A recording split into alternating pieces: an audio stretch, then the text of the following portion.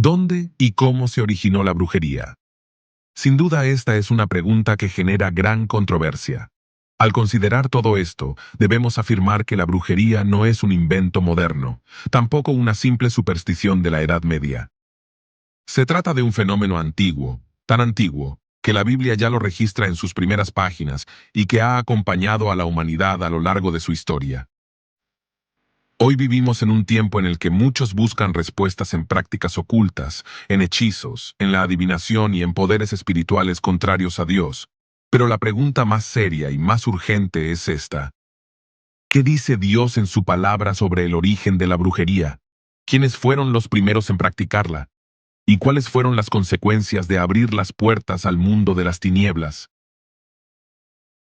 Estimado oyente, en este video vamos a examinar este tema a la luz de las Escrituras, despojándonos de opiniones humanas, para descubrir el verdadero origen de la brujería según la Biblia, y entender cómo Dios juzgó a los que se apartaron de su verdad para seguir las obras de las tinieblas. Antes de continuar, cuéntanos en los comentarios, ¿desde qué país nos estás viendo y cómo se llama la iglesia donde te congregas? Queremos conocerte y saber de ti. Empezamos.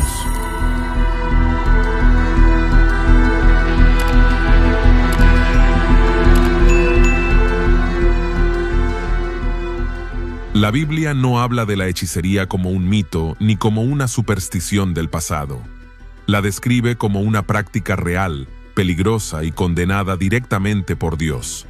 Para comprenderla en su raíz, debemos ir a las palabras originales de las Escrituras.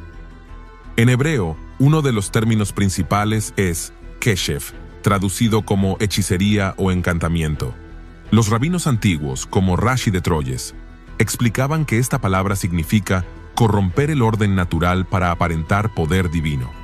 Es decir, un intento humano, inspirado por fuerzas demoníacas, de imitar los actos de Dios. Otro término es kesem, que se refiere a la adivinación, a la búsqueda de respuestas ocultas mediante oráculos, sortilegios y rituales. El profeta Samuel llegó a decir en 1 de Samuel capítulo 15, verso 23, porque como pecado de adivinación es la rebelión. Para Dios, consultar kesem era igual que rebelarse contra su autoridad. También aparece naas, palabra que significa agüero o augurio. Curiosamente, es la misma raíz usada para serpiente. En la mentalidad hebrea, estaba ligada a leer presagios, señales en los cielos o en la naturaleza, para deducir el futuro. Los rabinos en el Talmud de Babilonia llamaban a esto nikush, y lo veían como un intento satánico de suplantar la profecía verdadera. Otro término es anan, que los profetas denunciaron cuando Israel adoptó costumbres paganas. Literalmente significa practicar magia con señales en las nubes, una referencia a la astrología antigua, a la idea de que el destino podía leerse en el cielo. Isaías capítulo 2, verso 6 dice: Ciertamente tú has dejado tu pueblo, la casa de Jacob, porque están llenos de costumbres traídas del oriente, y de agoreros como los filisteos. En la misma línea, la Biblia habla de Ov, traducido como espíritu de Pitón o medium, y de Gideoní, evocador de muertos. Eran personas que pretendían comunicarse con los difuntos o con espíritus familiares. El episodio de Saúl con la pitonisa de Endor, en 1 de Samuel capítulo 28, es un ejemplo claro. El rabino Maimónides dijo en su Mishneh Torah que el que consulta a un medium se entrega voluntariamente al dominio de los demonios. Incluso los terafim, pequeños ídolos domésticos, eran usados como amuletos mágicos. Génesis capítulo 31 relata cómo Raquel robó los terafim de su padre Labán, y el profeta Zacarías más tarde denunció que los terafim daban vanas visiones. Cuando llegamos al Nuevo Testamento, encontramos el término griego, farmakeia. De aquí viene nuestra palabra farmacia, pero en el mundo antiguo no significaba medicina, sino el uso de drogas y pociones en rituales mágicos. El teólogo William Barclay explicó que farmakeia era el arte de usar venenos y drogas para alterar la mente y abrir la puerta al mundo espiritual. Por eso Pablo la coloca en Gálatas capítulo 5, verso 20, como una de las obras de la carne que condenan al hombre. En Apocalipsis aparece también fármacos, que se traduce como hechicero o brujo. En el capítulo 21, verso 8, Juan declara que los cobardes, incrédulos, abominables, homicidas, fornicarios, hechiceros, farmacoi, idólatras y todos los mentirosos tendrán su parte en el lago que arde con fuego y azufre. El libro de los Hechos nos muestra figuras como Simón el mago en Samaria y Elimas el mago en Chipre. En ambos casos, la palabra usada es magos, que originalmente se refería a sabios de Persia, pero en tiempos apostólicos ya significaba practicantes de artes ocultas. El choque era inevitable, el poder del Espíritu Santo confrontando el engaño demoníaco de la hechicería. Incluso Lucas, en Hechos capítulo 16, narra a la muchacha poseída por un espíritu de Pitón que daba oráculos. Allí se usa la palabra manteía, adivinación, vinculada con el oráculo de Delfos en Grecia. Para los griegos era normal, pero para los cristianos era evidencia de un espíritu inmundo. El historiador judío Flavio Josefo relata que Salomón conocía las artes mágicas de su tiempo, pero que las rechazaba porque corrompían la fe en el Dios verdadero.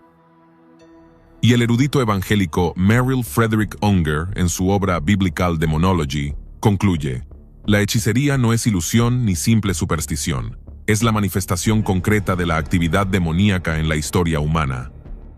Así, desde el hebreo keshef hasta el griego farmakeía, la Biblia deja en claro que la hechicería es un intento del hombre de manipular lo sobrenatural sin Dios, abriendo puertas a fuerzas demoníacas y cerrando el camino a la verdadera revelación divina.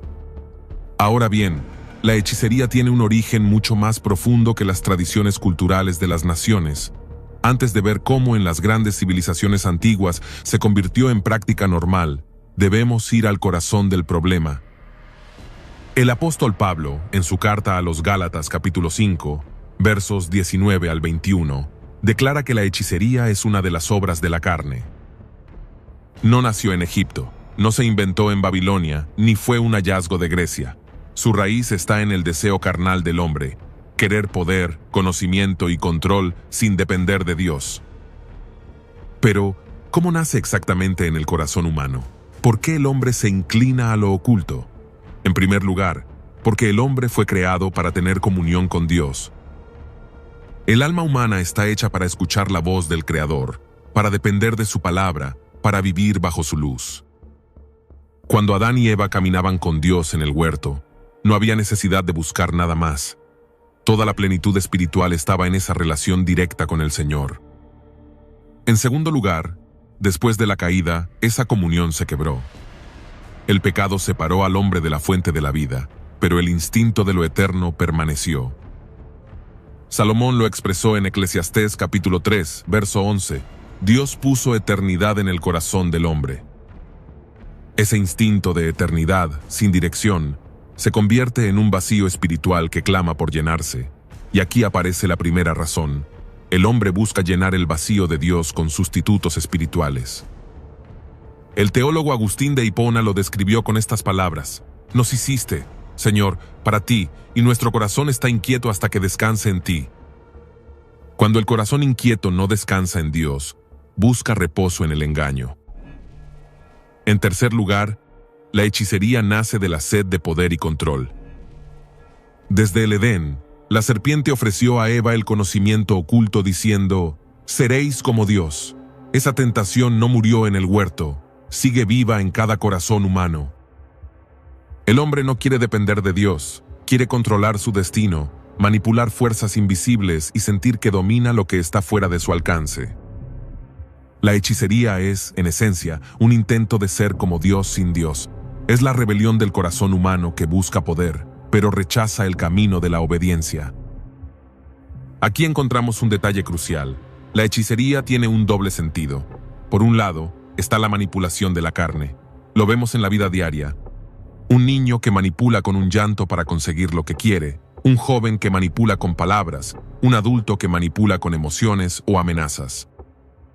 Este impulso humano de controlar y doblegar la voluntad ajena está enraizado en la naturaleza caída. La brujería, en este primer nivel, Es el reflejo espiritual de esa carne que no quiere confiar, sino manipular. Pero existe un segundo nivel más oscuro, el de quienes deciden ir más allá y utilizan el poder de las tinieblas para manipular. Allí, la carne abre la puerta al enemigo y el diablo ofrece instrumentos de control, conjuros, amuletos, pociones, maldiciones. Lo que comenzó como un instinto humano se convierte en alianza demoníaca. El teólogo Derek Prince, especialista en guerra espiritual, lo explicó con contundencia. La brujería tiene 3 manifestaciones: manipulación, intimidación y dominación. Y todas buscan lo mismo: controlar a otras personas. Cuando se practica con medios humanos, es pecado de la carne. Cuando se hace con recursos espirituales, se convierte en pacto con los demonios.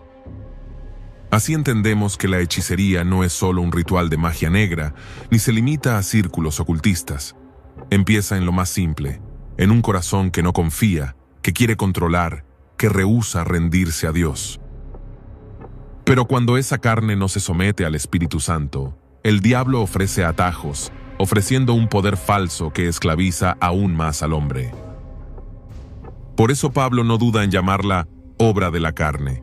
Y por eso Apocalipsis la presenta como una de las marcas del juicio eterno, porque la hechicería es la expresión máxima de un corazón que quiere ser Dios sin el verdadero Dios. En cuarto lugar, surge del temor a la incertidumbre.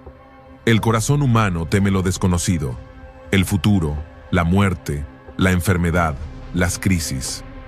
Cuando no confía en Dios, recurre a hechizos, amuletos, adivinación o conjuros para calmar sus miedos. El rabino Maimónides enseñaba que muchos israelitas practicaban adivinación porque su corazón no soportaba la incertidumbre del mañana. En quinto lugar, nace de la rebeldía contra el cielo.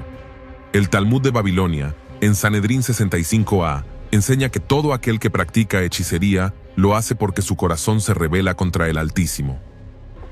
La brujería es, en su raíz, una declaración de independencia espiritual. No necesito a Dios, yo mismo manejaré mi destino. El teólogo William Hendrickson lo resumió así: la carne no busca la gloria de Dios, sino suplantarla. Y esa es la esencia del pecado. Un corazón que en lugar de rendirse, se levanta. En lugar de confiar, manipula. En lugar de esperar en Dios, busca atajos prohibidos. Así es como la hechicería nace en el corazón humano, de un vacío espiritual que grita por lo eterno, de un deseo de poder que quiere ser como Dios, de un miedo a la incertidumbre que busca controlar el mañana, de una rebeldía interna que rechaza la autoridad divina. Por eso la hechicería es tan peligrosa. No es solo un acto externo de rituales o conjuros, es el reflejo de un corazón humano que en lugar de rendirse al Espíritu Santo, se abre a fuerzas oscuras que lo esclavizan. El doctor Merrill Frederick Unger, en Biblical Demonology, lo dijo claramente: la hechicería es la distorsión del instinto humano hacia lo eterno, desviándolo de Dios hacia los demonios. Y es en ese terreno del corazón donde la hechicería echa sus raíces, antes de convertirse en prácticas visibles en las grandes culturas de la antigüedad. Ahora bien, en la generación prediluviana encontramos un momento decisivo en la historia espiritual de la humanidad. El relato bíblico en Génesis capítulo 6, verso 5, declara que vio Jehová que la maldad de los hombres era mucha en la tierra, y que todo designio de los pensamientos del corazón de ellos era de continuo solamente el mal. Esta es una afirmación total. El corazón humano estaba completamente inclinado hacia la corrupción. Aunque el texto no menciona la palabra brujería de manera directa, este término general, todo designio, incluye sin duda prácticas de manipulación espiritual y hechicería. Porque si cada pensamiento del hombre estaba inclinado al mal, también lo estaba hacia el intento de controlar lo espiritual sin Dios. El trasfondo es claro. Lo que el corazón humano ya deseaba, el control y el poder, fue alimentado por influencias espirituales caídas. El hombre quería manipular, y los demonios le ofrecieron herramientas para hacerlo. Los rabinos también comentaron esta corrupción antediluviana. El Midrash Bereshit Rabbah enseña que los hombres de aquel tiempo no dejaron área de la creación sin corromper, Usaron artes prohibidas para forzar lo que el cielo no había decretado. Y el rabino Eliezer ben Hircanus afirmaba que la generación del diluvio no solo pecó con violencia y lujuria, sino que buscó los secretos ocultos para manipular la naturaleza. Así, antes del diluvio, la humanidad entera estaba ya marcada por la brujería. Aunque la Escritura lo resume diciendo que sus pensamientos eran de continuo al mal, esa generalidad encierra un abanico de pecados donde la hechicería jugaba un papel central: manipulación, encantamientos y pactos con poderes oscuros. Por eso el juicio fue total. Dios no solo castigó la violencia física, sino también la corrupción espiritual. El diluvio fue la respuesta divina a un mundo en el que la carne buscaba controlar y donde la hechicería había abierto puertas al reino de las tinieblas. Ahora bien, cuando las aguas del diluvio cubrieron la tierra, Dios limpió a la humanidad de su corrupción. Pero aunque el mundo fue purificado, el corazón del hombre seguía siendo el mismo. El pecado no se quedó bajo las aguas, sobrevivió en el interior de los descendientes de Noé. El relato en Génesis capítulo 11 nos conduce rápidamente a un nuevo escenario, la llanura de Sinar, donde los hombres se unieron para levantar una torre que llegara al cielo. No se trataba solo de arquitectura, era el primer intento organizado de construir un sistema religioso y espiritual que desafiara a Dios. El líder de ese movimiento fue Nimrod, nieto de Cam. Génesis capítulo 10 lo describe como poderoso cazador delante de Jehová, expresión que los rabinos interpretan como un hombre que se enfrentó contra Jehová. El historiador judío Flavio Josefo, en sus Antigüedades judías, afirma que Nimrod convenció al pueblo de que su seguridad y su prosperidad no dependían de Dios, sino de su propia fuerza. Los persuadió de que levantaran una torre como monumento de rebeldía y como un centro donde la idolatría y la hechicería pudieran florecer. Ahora bien, cuando Babilonia se estableció tras el diluvio, la brujería dejó de ser un impulso individual y se convirtió en una tecnología espiritual de Estado. No era un apéndice de la religión, era su motor.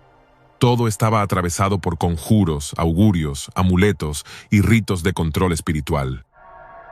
Comencemos por el templo, el corazón de la ciudad.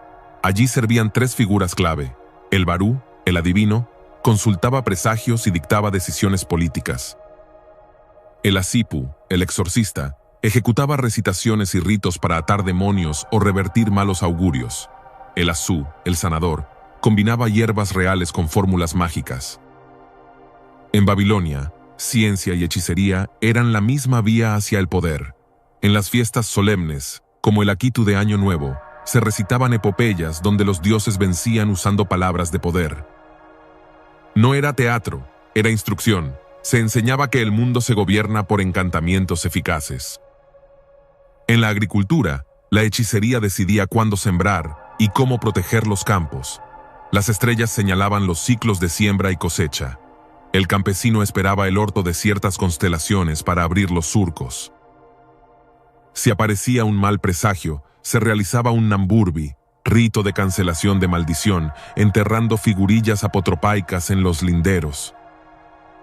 El agua de riego se bendecía con invocaciones y ante plagas se colgaban tablillas con signos protectores para desviar el daño hacia enemigos invisibles.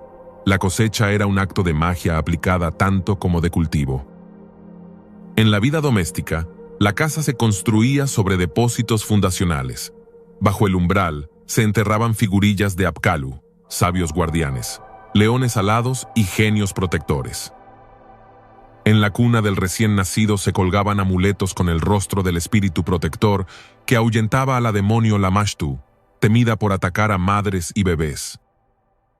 A medianoche, el Asipu podía recitar la serie de conjuros Uduk Hul o Utukulemnutu para expulsar espíritus del hogar.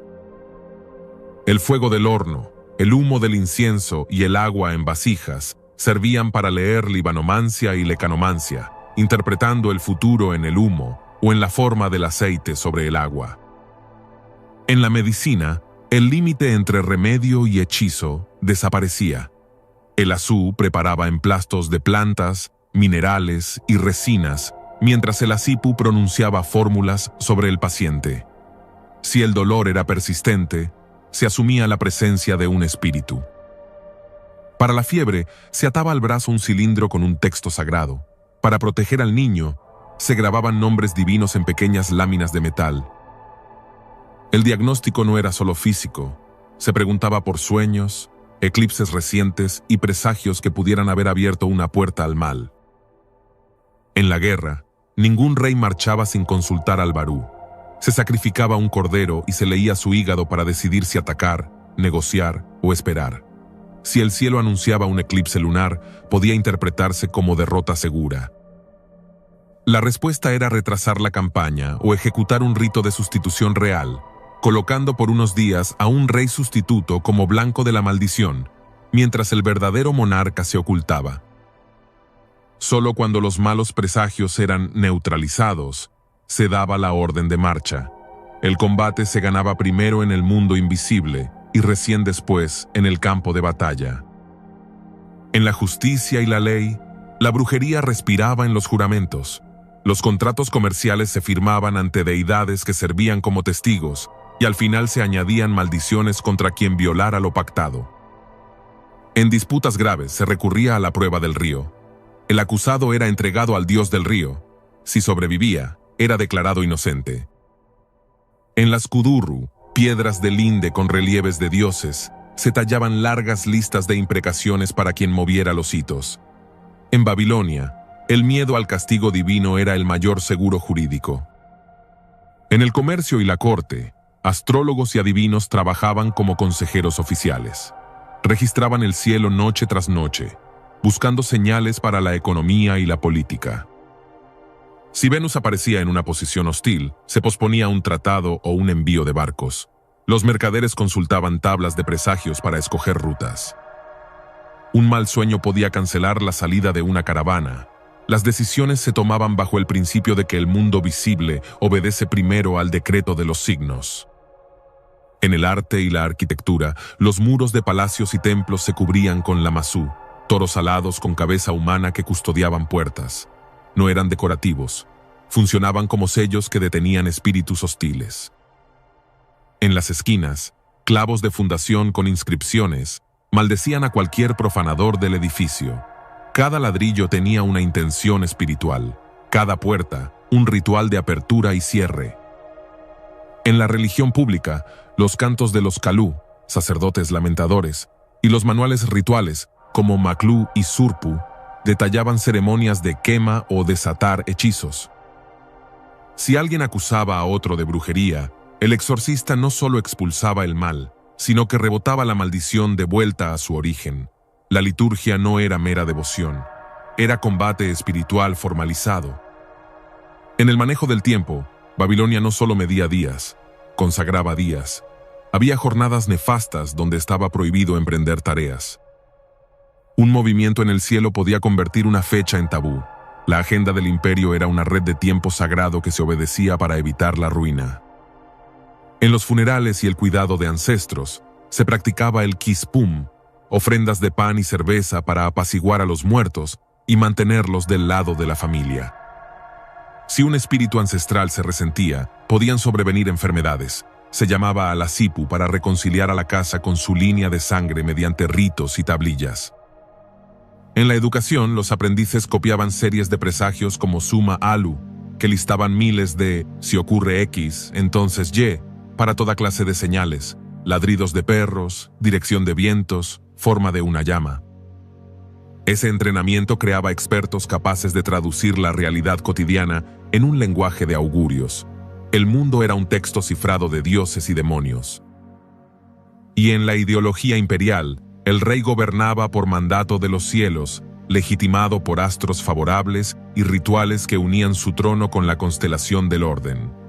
Si el cielo cambiaba, el rey debía actuar ritual y políticamente para sostener su destino. El trono y el zodíaco eran una sola historia. Así funcionaba Babilonia. La tierra se sembraba con fechas rituales. Las casas se sellaban con amuletos. Los contratos se cerraban con maldiciones. Las batallas se decidían mirando hígados y eclipses. Los enfermos se trataban con plantas y conjuros. Las puertas se custodiaban con genios y palabras grabadas. la brujería era sistema operativo de la civilización. Por eso, cuando los profetas denunciaron a Babilonia, no atacaban solo la idolatría, señalaban una estructura total que pretendía gobernar la realidad por medios ocultos, reemplazando la dependencia de Dios por una red de manipulaciones sagradas. Desde Babel hasta el Apocalipsis, Babilonia permanece como el símbolo del poder que controla sin Dios, la ciudad que embriaga a las naciones con sus hechicerías. Después de Babilonia, la siguiente gran cuna de la hechicería fue Egipto. Allí, la magia no era un arte secundario, era considerada el fundamento mismo del universo. Los egipcios llamaban a este poder Heka, que significa la fuerza mágica con la que los dioses crearon y mantienen el orden. Para ellos, sin Heka no habría cosmos, ni vida, ni reinado. En Egipto, la brujería estaba institucionalizada al más alto nivel. Cada faraón era visto como un dios viviente, y su autoridad se sostenía por medio de conjuros, rituales y encantamientos que legitimaban su trono. Los templos no eran solo lugares de adoración, sino centros de instrucción mágica, donde se entrenaban sacerdotes en fórmulas, invocaciones y escritura jeroglífica sagrada usada como símbolo de poder. La Biblia nos abre una ventana a este sistema en el libro de Éxodo, cuando Moisés, enviado por Dios, se presenta ante Faraón con la señal de la vara convertida en serpiente. Los magos egipcios hacen lo mismo con sus encantamientos. Ellos también podían imitar señales, convertir agua en sangre, traer plagas de ranas. Su poder no era mera ilusión, sino resultado de fuerzas demoníacas reales. Pero pronto quedó claro el límite de la hechicería. Cuando llegaron los piojos, los magos reconocieron con temor y declararon: «Esto es dedo de Dios». En ese momento, la diferencia quedó expuesta. La magia egipcia podía imitar lo superficial, pero no podía crear vida ni sostener el poder infinito del Creador. Los rabinos enseñaban en el Midrash Shemot Rabbah que los magos de Faraón Janes y Jambres, según la tradición mencionada en 2 de Timoteo capítulo 3, verso 8, no actuaban solos, sino con ayuda de espíritus demoníacos que operaban bajo apariencia de sabiduría. Por eso podían engañar al pueblo y sostener la arrogancia del faraón. El egiptólogo Jan Assmann explica que para los egipcios, la palabra pronunciada con Heka tenía poder inmediato sobre la realidad. La magia estaba presente en la agricultura, en la medicina, en los rituales funerarios y en la guerra. No había diferencia entre religión y hechicería. Ambas eran un solo tejido. En los funerales, por ejemplo, los textos del libro de los muertos eran recitados para guiar al difunto por el más allá, protegiéndolo con fórmulas contra demonios y abriendo caminos en el Duat, el inframundo egipcio. Cada jeroglífico tenía poder, cada nombre divino era una llave espiritual. En la vida cotidiana, los egipcios usaban amuletos en forma de escarabajo, ojo de Horus o Anj, convencidos de que les otorgaban salud, protección y larga vida. Los médicos sacerdotes recitaban fórmulas mágicas mientras aplicaban hierbas, mezclando lo natural con lo oculto. En la guerra, los generales consultaban a sacerdotes que interpretaban presagios en el vuelo de aves, en la posición de las estrellas o en la forma del Nilo. Ninguna batalla se libraba sin invocar a los dioses con conjuros de victoria. Egipto, pues, representa la consolidación de la hechicería como un sistema estatal que abarcaba religión, medicina, guerra, política y economía. Fue allí donde la brujería mostró su fuerza organizada y fue allí donde Dios decidió manifestar su poder superior a través de Moisés. El mensaje quedó grabado para siempre. El poder de la hechicería, aunque real y respaldado por demonios, jamás puede igualar ni vencer al poder del Dios verdadero, y en cada confrontación, la brujería termina revelando su límite frente a la autoridad del Altísimo. Después de Egipto, la historia de la hechicería avanza hacia Grecia y Roma, las grandes potencias del Mediterráneo. Aquí, la magia no desapareció, sino que se refinó y se revistió de filosofía, religión y hasta de ciencia. En Grecia, la palabra usada era farmakeia, que aparece en el Nuevo Testamento y significa al mismo tiempo hechicería, veneno y medicamento. Con esta raíz se muestra el doble filo. Una sustancia podía sanar o embrujar, podía ser medicina o instrumento de manipulación espiritual. La hechicería griega se manifestaba en varios niveles. En primer lugar, en los misterios religiosos, como los de Eleusis o Samotracia, donde se usaban rituales secretos, bebidas embriagantes y símbolos ocultos para tener contacto con lo divino. En segundo lugar, en la magia popular, con amuletos, conjuros escritos en tablillas de plomo, conocidas como deficciones, que se enterraban para maldecir enemigos, rivales de amor o adversarios en competencias. En tercer lugar, en la filosofía esotérica, donde pensadores como Pitágoras y Platón hablaron de la armonía del cosmos y del poder de los números y las almas, abriendo la puerta a corrientes ocultistas que influyeron en generaciones posteriores. Los griegos creían también en la figura de la hechicera, encarnada en personajes como Circe y Medea, quienes mezclaban pociones, pronunciaban maldiciones y transformaban realidades mediante la magia. Estas historias no eran simples leyendas, reflejaban la convicción cultural de que la hechicería podía alterar el destino humano. En Roma, la brujería se volvió omnipresente. El imperio heredó de Grecia, Egipto y Babilonia, mezclando todos los sistemas en uno solo. Los romanos temían tanto al poder de la hechicería que el Senado romano aprobó leyes contra los magos y adivinos, pero al mismo tiempo los emperadores consultaban astrólogos y augures antes de tomar decisiones. La religión romana se basaba en augurios, leer el vuelo de las aves, examinar las entrañas de animales sacrificados, interpretar señales en el cielo. La magia estaba en los templos, en el Senado y en la vida privada. El Corpus Hermeticum, atribuido a Hermes Trismegisto, une elementos griegos y egipcios en un cuerpo de enseñanzas místicas y mágicas que influyó en toda la tradición esotérica posterior. Los rabinos, al mirar a Grecia y Roma, los consideraban pueblos idólatras porque habían convertido la hechicería en parte natural de su cultura. El Talmud advierte que el que consulta a astrólogos y hechiceros, aunque diga que no cree en ellos, termina practicando idolatría.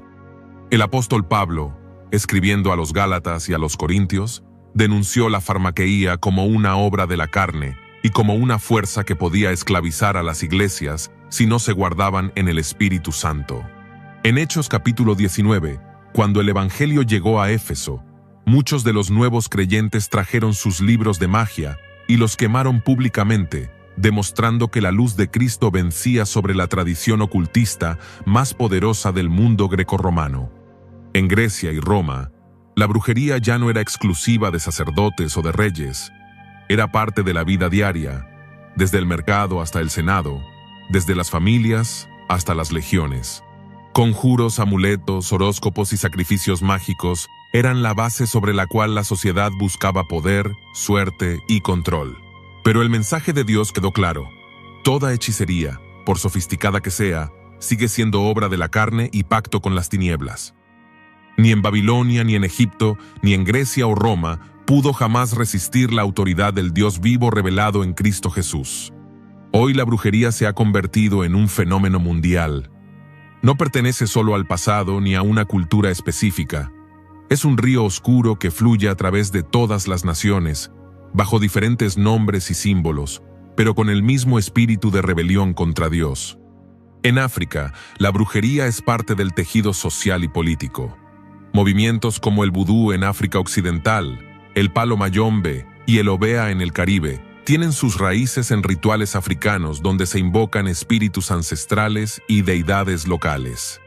Allí, los sacrificios de animales, y en algunos casos humanos en la antigüedad, son usados para maldecir enemigos, manipular destinos y atraer riquezas. Líderes tribales y políticos aún recurren a hechiceros para asegurar poder o para intimidar a sus adversarios. En las guerras civiles de África Central, los combatientes marchan con amuletos y tatuajes rituales convencidos de que los hacen invulnerables. En América, el legado africano se mezcló con el catolicismo y el espiritismo. Así surgieron prácticas como la santería cubana, el candomblé brasileño, la umbanda y el palo mayombe. En estas religiones, los santos se confunden con orishas africanos y lo que parece devoción a figuras católicas en realidad es invocación a espíritus ocultos. En Haití, el vudú sigue siendo una de las fuerzas religiosas más poderosas, mezclando tambores, danzas, posesión espiritual y sacrificios rituales. Estos sistemas han llegado a expandirse incluso en Estados Unidos y Europa, donde miles practican santería o vudú en secreto. En Sudamérica, el chamanismo amazónico es una de las formas más extendidas de brujería. Se usan plantas alucinógenas como la ayahuasca o el peyote para viajar al mundo espiritual. Los chamanes invocan espíritus animales o ancestrales, pero en realidad abren puertas a demonios.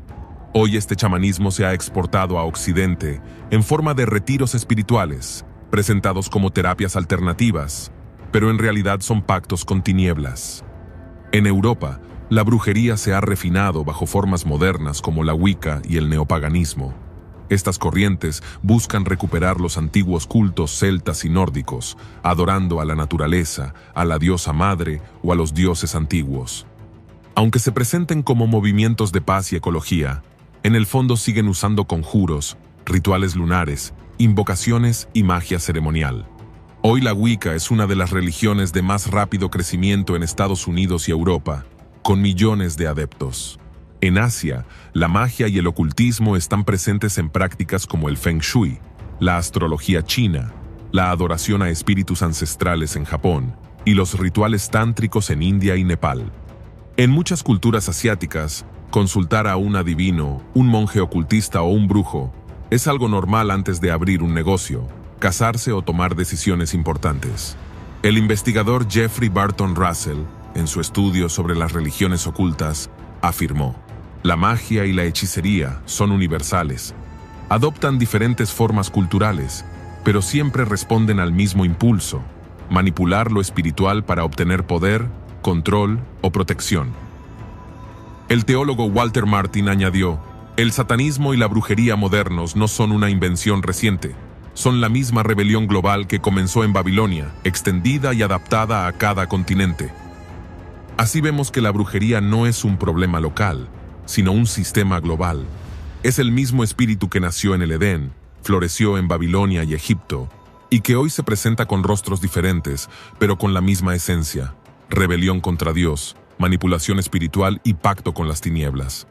Apocalipsis capítulo 18, verso 23 lo resume: porque tus mercaderes eran los grandes de la tierra, pues por tus hechicerías fueron engañadas todas las naciones. Hoy, literalmente, todas las naciones están siendo influenciadas por las hechicerías. Desde la selva amazónica hasta las capitales de Europa, desde aldeas africanas hasta templos asiáticos. La brujería es global y prepara el escenario para el engaño final del anticristo. Llegamos al clímax de la historia. Todo lo que comenzó en el Edén como un deseo de poder sin Dios, lo que se institucionalizó en Babilonia y Egipto, lo que se extendió por las culturas del mundo y lo que hoy impregna la política y la vida moderna, alcanzará su máxima expresión en los últimos días bajo el gobierno del anticristo. El Apocalipsis nos revela que la brujería será una marca espiritual del fin de los tiempos. En Apocalipsis capítulo 9, verso 21 leemos: y no se arrepintieron de sus homicidios ni de sus hechicerías. Aquí la palabra griega usada es farmakeia, que implica tanto magia y encantamientos como el uso de drogas y sustancias al servicio de la manipulación espiritual. Es decir, los últimos tiempos estarán marcados por una humanidad dominada por la hechicería en todas sus formas. Más adelante, en Apocalipsis capítulo 18, verso 23, se declara contra Babilonia la Grande: porque tus mercaderes eran los grandes de la tierra, pues por tus hechicerías fueron engañadas todas las naciones. Notemos que no dice algunas naciones, sino todas. Es una advertencia profética. El sistema mundial de comercio, política y religión estará impregnado de brujería. El anticristo no gobernará solo con leyes ni con ejércitos. Gobernará con encantamiento espiritual, embriagando a las naciones con hechizos de poder, falsa unidad y control demoníaco. Los profetas del Antiguo Testamento también lo anticiparon. Isaías capítulo 47 denunció a Babilonia por persistir en sus muchas hechicerías. Nahum capítulo 3 verso 4 habló de Nínive como la maestra de hechizos que engañaba a las naciones. Lo que era figura en el Antiguo Testamento se convierte en realidad global en el Apocalipsis. Los rabinos, en sus comentarios sobre los profetas, advertían que la idolatría y la hechicería caminarían juntas hasta los últimos días. Y los padres de la Iglesia, como Ireneo de León, identificaban la brujería como una de las herramientas principales del anticristo para engañar al mundo. El teólogo John Walvoord, especialista en escatología, escribió: "El auge del ocultismo en los últimos tiempos no será accidental. Formará parte del sistema religioso-político del anticristo, cuyo poder descansará en el engaño y la manipulación espiritual a escala mundial. Esto explica por qué vemos hoy un renacimiento global de la magia y el ocultismo, porque el escenario está siendo preparado para el último gran engaño. La fascinación por la astrología, la brujería, la santería, el reiki, el espiritismo, la magia en el entretenimiento, no son casualidad. Son las primeras gotas de una tormenta que culminará en el gobierno de la bestia. En los últimos días, la brujería tendrá 3 características proféticas. Primero, será global. Todas las naciones estarán bajo su influencia, engañadas por el sistema de Babilonia. Segundo, será política y económica. Se usará para sostener gobiernos, manipular mercados y controlar multitudes.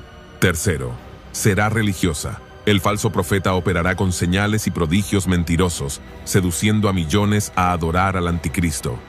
Por eso Apocalipsis 21, verso 8, es tan claro al advertir que los hechiceros tendrán su parte en el lago que arde con fuego y azufre. Estimado oyente, la brujería no es solo un pecado cultural, es una rebelión directa contra el Creador, y su destino final será el juicio eterno. Pero en medio de esta oscuridad, la Iglesia tiene un llamado: discernir, denunciar y resistir. Así como Moisés venció a los magos de Egipto, como Daniel permaneció íntegro en Babilonia, y como Pablo reprendió a los hechiceros en Éfeso, el pueblo de Dios en los últimos tiempos debe vivir lleno del Espíritu Santo, proclamando que solo Cristo tiene poder verdadero. El sistema del anticristo se levantará con toda la fuerza de la brujería global. Pero la palabra nos recuerda: mayor es el que está en vosotros que el que está en el mundo. La hechicería podrá engañar a las naciones, pero jamás podrá destruir a la Iglesia, que espera la venida gloriosa de su Señor. Así llegamos al final de este video. Gracias de corazón por quedarte hasta el final y ser parte de este momento de verdad y reflexión. Si este mensaje habló a tu vida, te invito a que le des me gusta, te suscribas y lo compartas con alguien que lo necesite. Porque cada clic, cada vez que compartes, estás ayudando a que la palabra llegue más lejos y toque más corazones. Nos reencontramos en el próximo video, con un nuevo mensaje del cielo para tu alma. Hasta entonces, que la gracia y la paz de Dios te acompañen cada día. Dios te bendiga abundantemente.